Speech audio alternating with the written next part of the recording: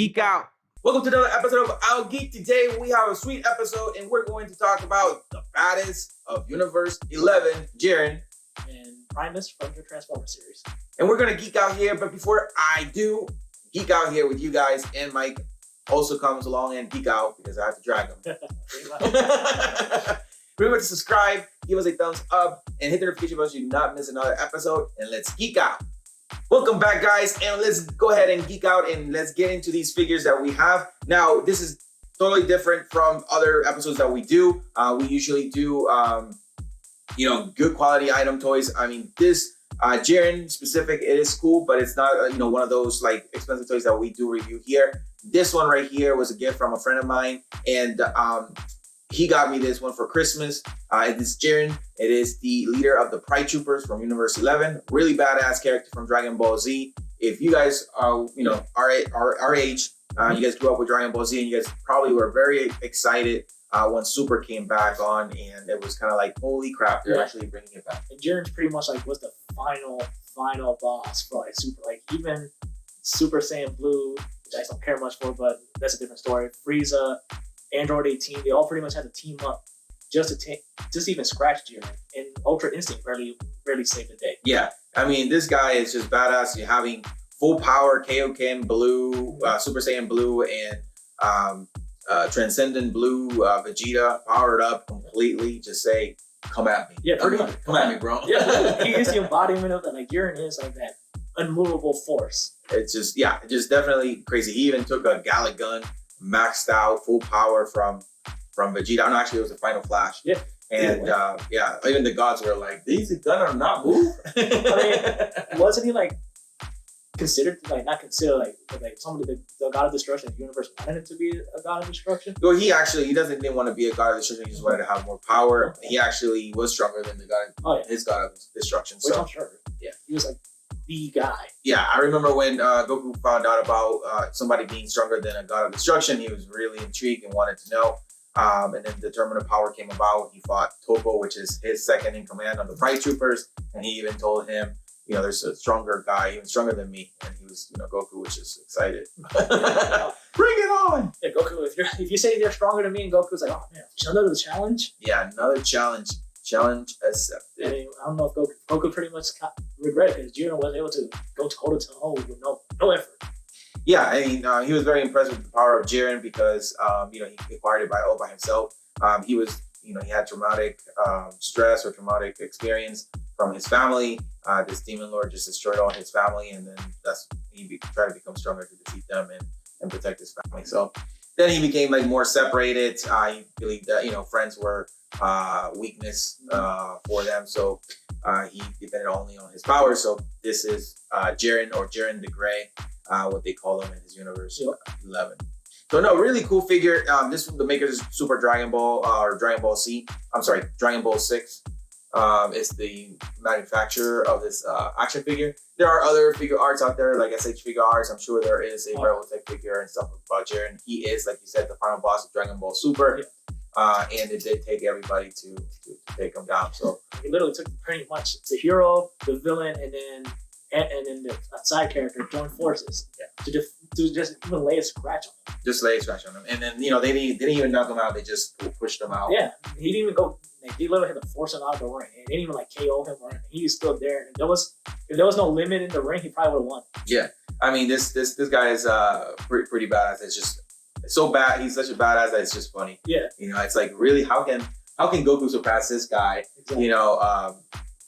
And he's just toying with him. Oh, I'll worry about him later.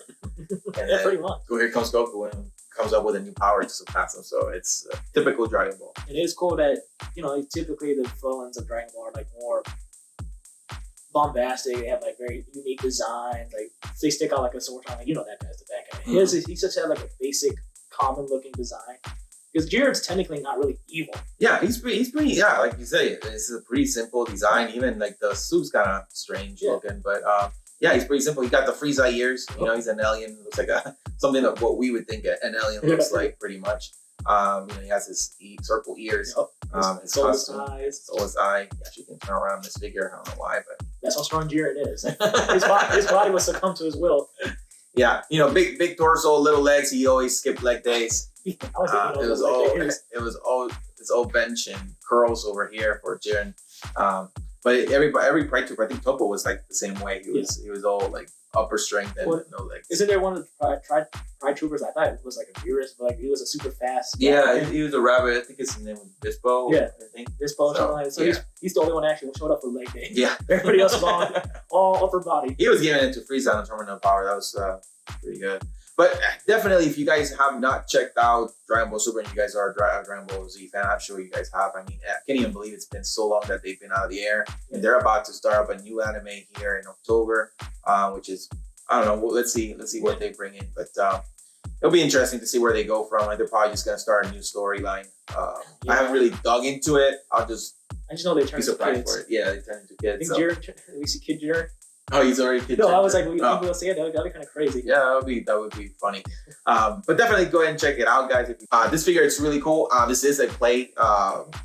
You can play with, meant to play figure. Not really, figure art or collector's item. It's more of a play, meant to play figure. But it is my only Jiren that I have, and I wanted to talk about Jiren, how badass he is. Such a good storyline he had at Dragon Ball Super. Which is very rare for a character in Dragon Ball Z to have a lot of script writing and a lot of backstory. Because most of them is just like Goku, for example. He's just a good guy. Like he had some tragic stuff when he was a kid, but we don't go back. We don't talk much about it. We don't talk about his Dragon Ball days. Or like Vegeta started off more complex, but now he's just straight up just anti-hero.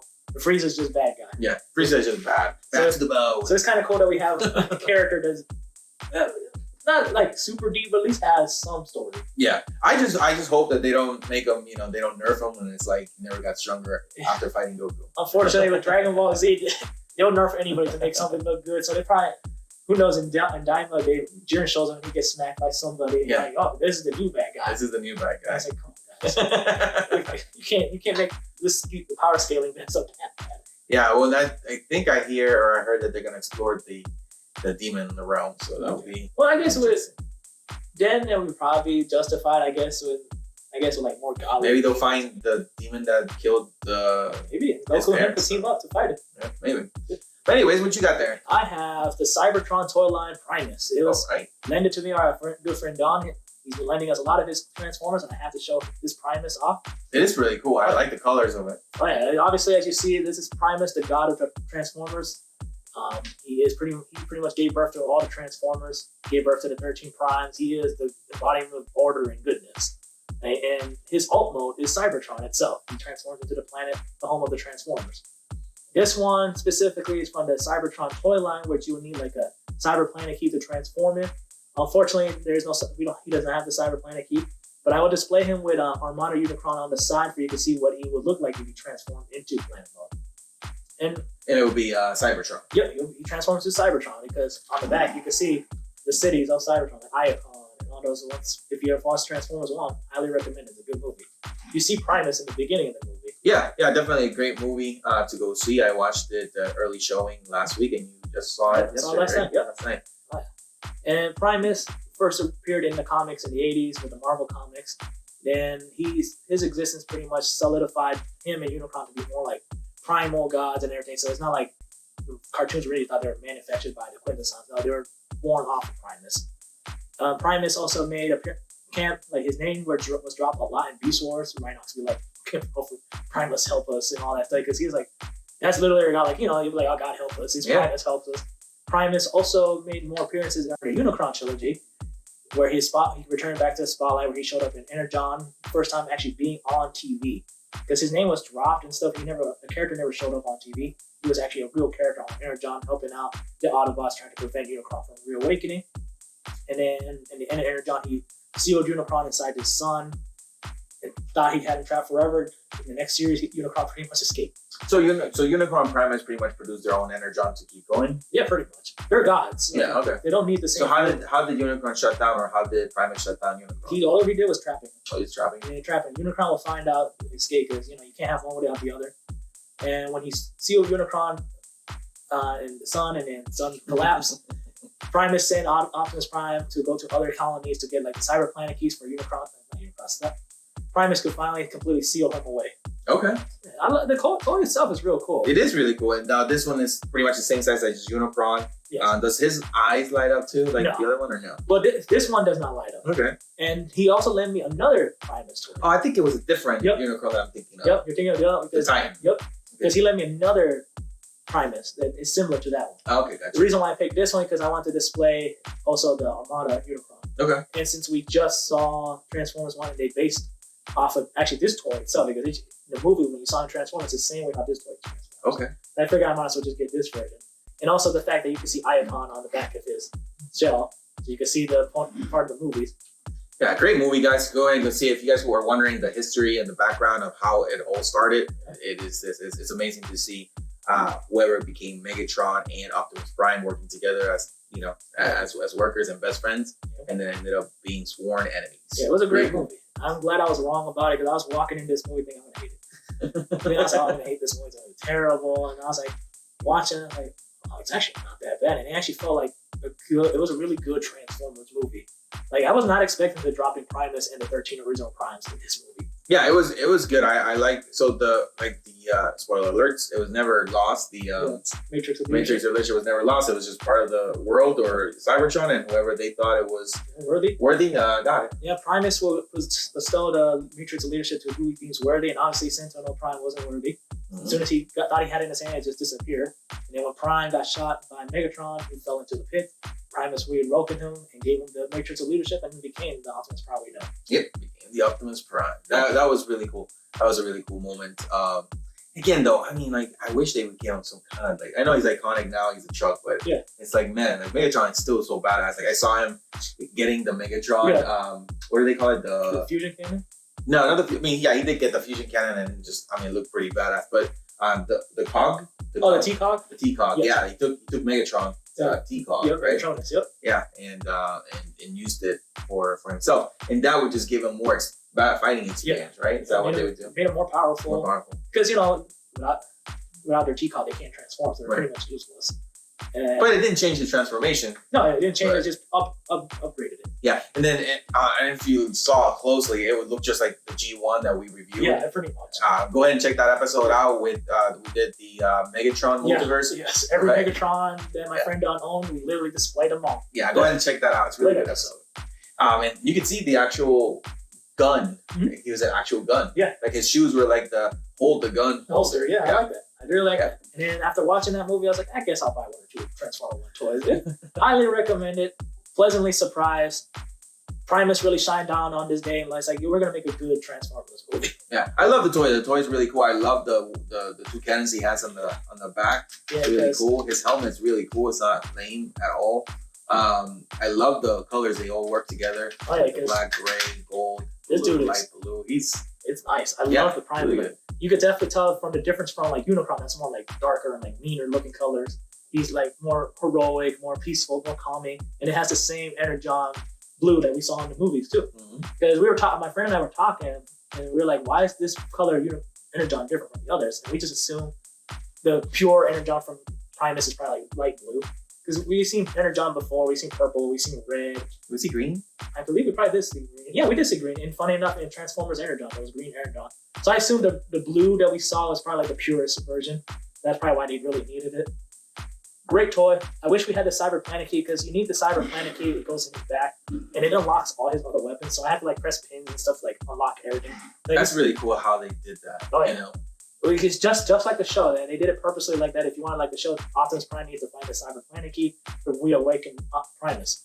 And like the guns, I snapped it back in, but if you would have put the key in here, the blasters come out, missiles, these claws, these two giant cannons, like he's ready to take on Unicron.